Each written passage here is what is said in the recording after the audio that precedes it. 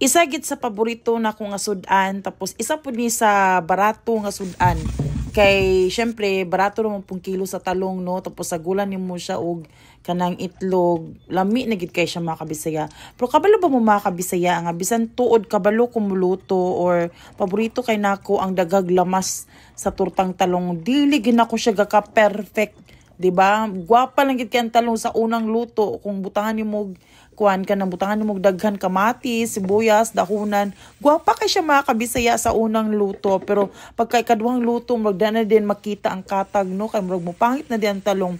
I don't know no kung unsaon gini siya pagpamaagi guys, kay ako kabalo magi kumuluto pero nganong di gina ko siya ma-perfect. Musa na kung pinaka question gid nako no munang sa usahay kapuyan kung luto gid og talong, kay aside sa time consuming siya, maulit ko sa outcome bitaw kay di siya ka perfect guys, di siya kagwapa. Pero kay na-miss magid kay nako ang tortang talong mga kabisaya, og nasi ko'y nakita nga talong sa rep.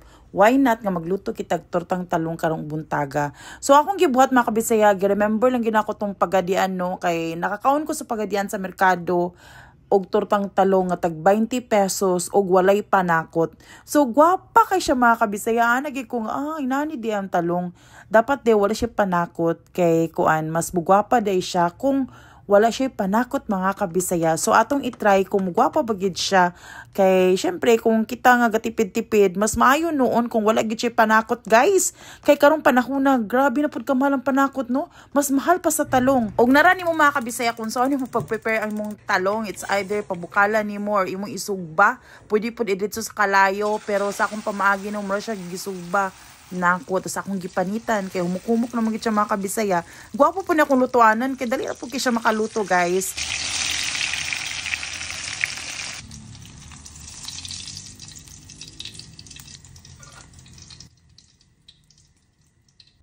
As always mga kabisaya, sa unang luto na to sa tortang talong, perfect gid kay siya no, gwapa gid siya. And what do you think mga kabisaya, unsa may mas maayo kung muluto ba tag tortang talong nga naay panakot or walay panakot? Although mas lami gid kayo ang naay panakot no, kay I don't know, mas lamian man yung kung naay panakot guys. Pero when it comes sa kagwapa sa kuan talong, mas okay ning walay kuan, walay panakot, di ba? Kay tanawan nyo guys, muna ni siya akong ikaupat nga luto but still gwapa, o di ba?